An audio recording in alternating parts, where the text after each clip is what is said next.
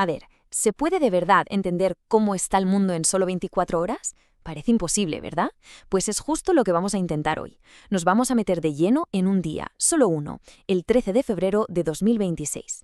Y lo haremos a través de 15 historias que, si las juntamos, nos dan una foto, una foto bastante completa y fascinante de cómo estaban las cosas. Y esa es la gran pregunta que nos va a guiar en todo esto. Piensen que cada noticia, cada cosita que pasó ese día, es como una pieza de un puzzle gigante. La cuestión es, ¿qué imagen aparece cuando logramos unirlas todas?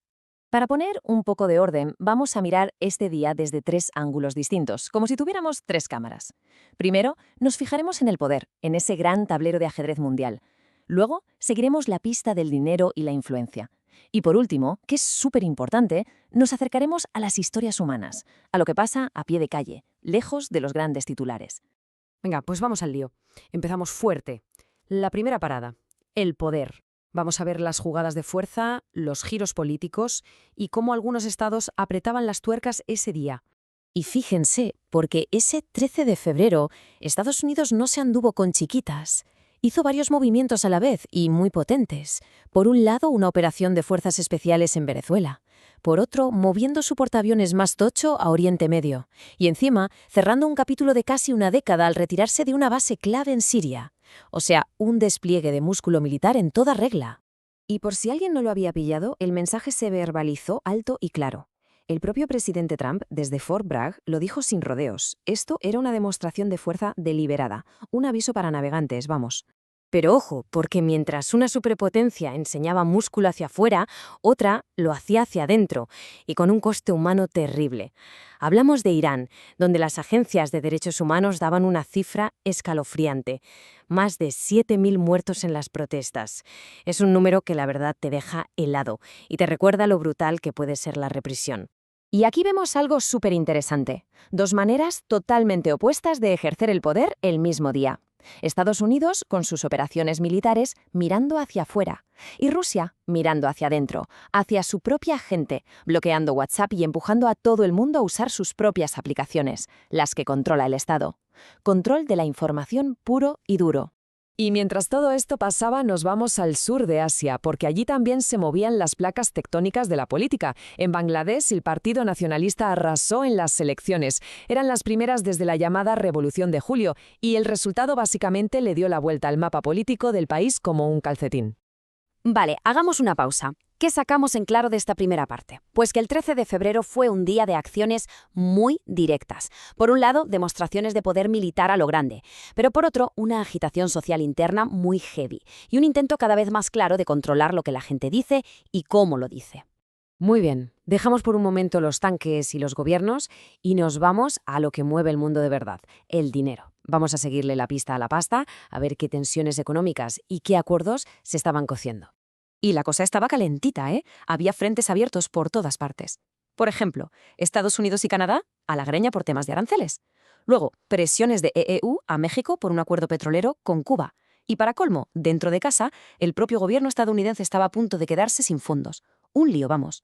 Y justo en medio de todo este jaleo, ¡boom!, se filtra un plan que lo cambia todo. Un planazo, vamos, liderado por Estados Unidos, para meter miles de millones en la reconstrucción de Gaza. Y no solo dinero, también se hablaba de una fuerza de estabilización con el sello de la ONU. Esto ya no era solo economía, era geopolítica de alto nivel. El dinero también sirve para pedir cuentas. Y ese día lo vimos claro. El escándalo de los archivos de Epstein seguía coleando, y se cobró una pieza importante. El CEO de una empresa gigante, DP World, Sultan Ahmed bin Sulayem, tuvo que dimitir. Consecuencias directas y fulminantes en la élite empresarial. Entonces, ¿la idea principal aquí cuál es? Pues que el poder económico es una herramienta para todo. Se usó para apretar en negociaciones comerciales, para influir en una región entera con un plan de reconstrucción y también para que algunas personas pagaran por sus actos. Una navaja suiza, vaya. Bueno, y ahora vamos a bajar el foco. Dejamos los despachos y los grandes planes y nos vamos a lo que nos toca más de cerca, las historias de la gente. Porque al final es ahí, en los triunfos y en las tragedias personales, donde se nota de verdad el pulso del mundo. Y empezamos en los Juegos Olímpicos de Invierno. Imaginen la escena, patinaje artístico. Todo el mundo daba por hecho que el estadounidense Ilya Malinin se llevaba el oro de calle. Era el favoritísimo. Pues nada de eso. Tuvo una actuación para olvidar, acabó octavo, y la medalla de oro se fue para Kazajistán, para un chaval llamado Mikhail Sheidorov, un sorpresón histórico. Pero en esos mismos Juegos no todo era alegría y competición. También hubo espacio para la protesta y para sus consecuencias. Un atleta de esqueletón de Ucrania, Vladislav Geraskevich, fue descalificado. La razón: llevaba un casco con las caras de atletas ucranianos muertos en la guerra. Un gesto brutal, un recordatorio de que el conflicto lo mancha todo, hasta el deporte. Y por si los conflictos humanos no fueran suficientes, la naturaleza también decidió hacerse notar, y con fuerza. Un terremoto de 6,2 sacudió el norte de Chile.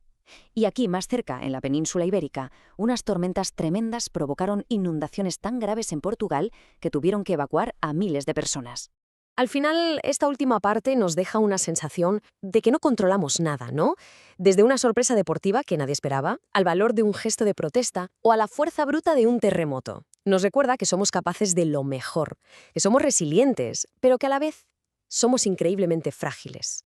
Y con esto cerramos el círculo. Hemos visto un solo día, el 13 de febrero de 2026. Pero qué día, lleno de poder, dinero, conflictos, alegrías y dramas. Y la pregunta final, la que queda flotando, es: si todo esto pasa en un día normal y corriente, ¿qué nos dices sobre hacia dónde vamos? Si tuviéramos que poner un titular a nuestro futuro basándonos en este día, ¿cuál sería?